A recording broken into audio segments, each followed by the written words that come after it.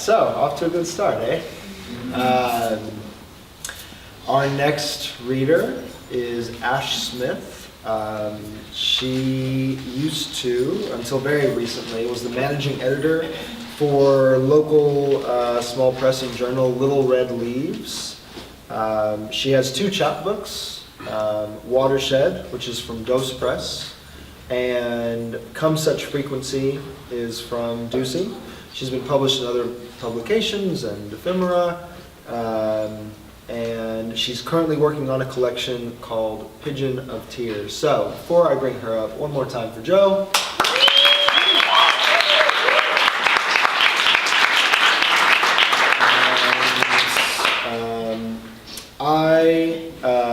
Ash and I were both features at the Kin City reading series, which is coming up in March at some point. So it's a reading series of poets, 8 poets from Austin go down to San Antonio and read, and then 6 months later, poets from San Antonio drive up here to Bookwoman to read. So that's a fantastic series, and Ash is just sort of a lovely person to know. She's great. So without any further ado, Ash Smith.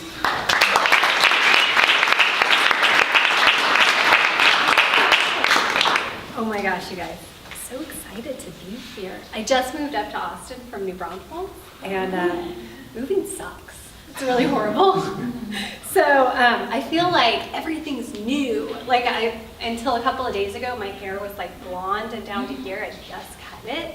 But, so there's all kinds of exciting new things going on. But I saw this book from some friends of mine here at Malvern, because they have the most awesome books ever. And I just wanted to give a shout out to Paul Klinger's Rubble Paper, Paper Rubble, and Further Other Bookworks by C.J. Martin and Julia Drescher.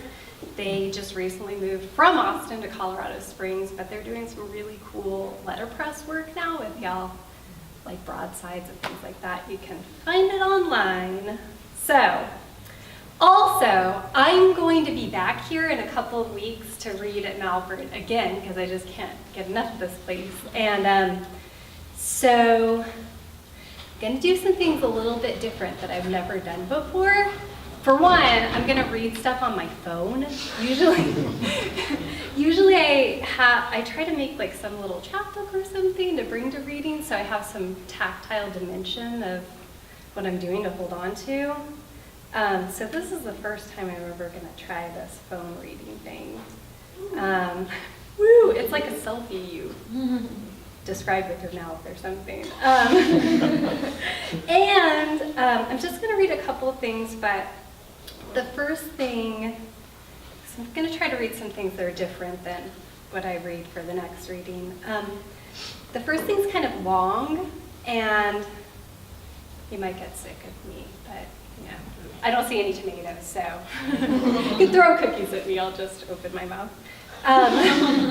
So this is actually, normally I've been writing poems about pigeons and decapitation, like not necessarily together, but I picked a couple of things to read different this time, and I realized the commonality is that they have tunnels in them. I don't know what that's about, but maybe someone can figure it out for me.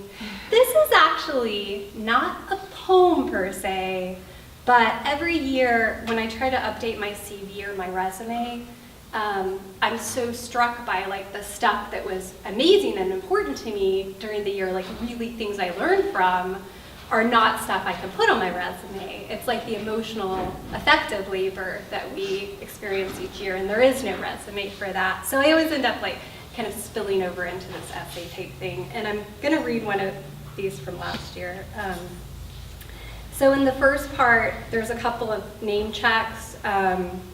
One is former Austinite Fareed Matuk's book, My Daughter La Chola, and also another book about daughters by Dan Thomas Glass called Daughters of the Century. It's a really beautiful book too. So anyways, without further ado, here's my long thing. CV Update Attempt 1, 2013.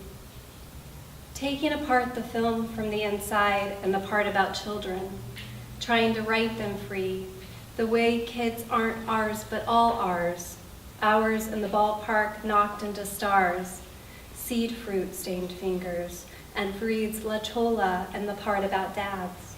Daughters of the century, Dan Thomas Glass. Daughters in the abstract cosmology whose work we wore internally as cop cars stuffed with ball gowns. Then to unthread us from a family, or a family unthreading into our individual pieces and the reach of those. To hold open another space, and Chris's, the work became inevitable. I don't want to live like suffering.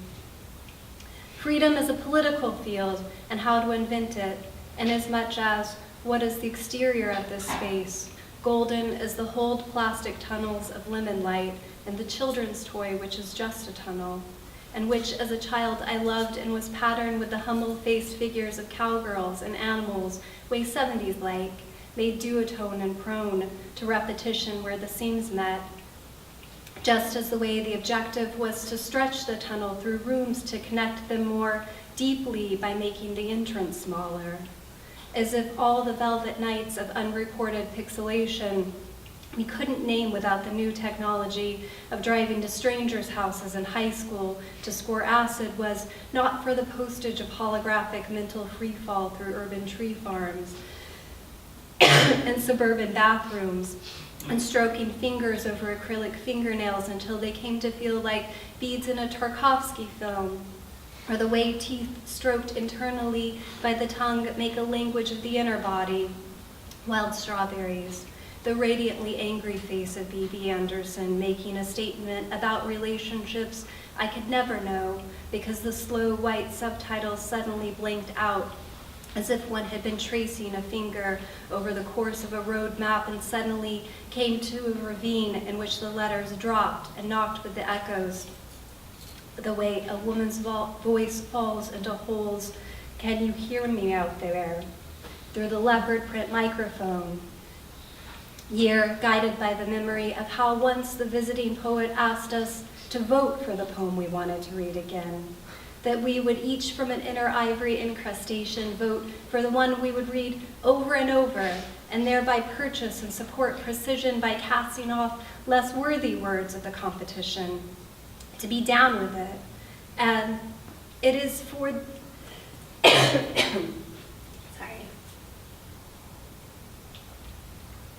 And it is for these ideas that I grab plastic lighters from the gutter to keep in my pocket, to set fire to the concept that our art is anything less than the pure and viral documentation.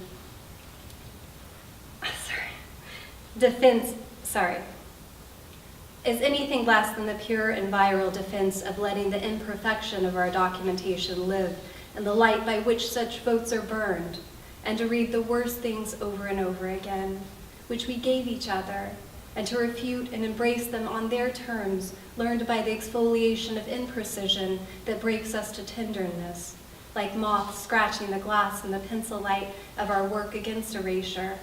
And to know, truly know that there are poems to be read only once, even over and over just once, like an endless series of first kisses transpiring into a network of nearly clear mirrors pursed in the shape one puts one's lips together in, that nonetheless builds an important space of leverage from which to ever begin again from being what is never good. So that never becomes the word to start by. Let me never be satisfied.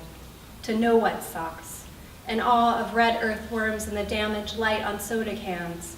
Big time fix from common birds. And heartache for the temporary employees excluded from the company party. What it is to drive always with the check engine light on. From here we can share the act of cursing alarms like lances from a staircase.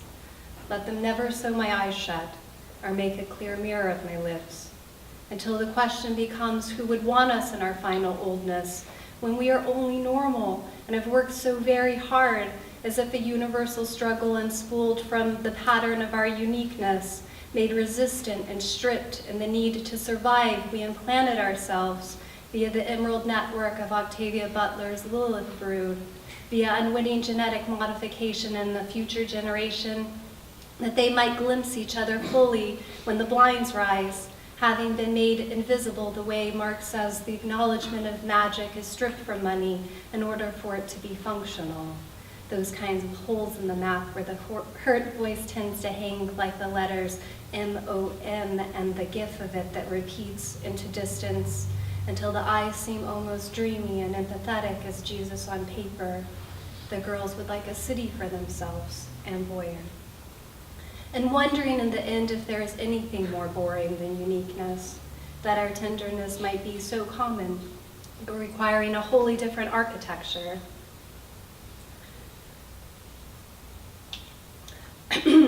Everything we stole from the trees of the neighborhood, the wasps and figs, kissing strangers, and how much simpler the children of strangers are to kiss on the forehead, because how to step out of the Klimt painting into moments of wanting to be more than strangers, like Vivienne stepping out of the watery lake into the fecund space of another's living room, and how these identities become stacked like egg cartons against each other through time. And furthermore, year of the reaching out of one's hands and not being able to catch everyone one wants to catch, yet holding fingers at the breathing surface and waiting for a face. Furthermore, artist statement read by angry teens in knockoff iPhone videos, pink mace suspensors, the love without readiness for love.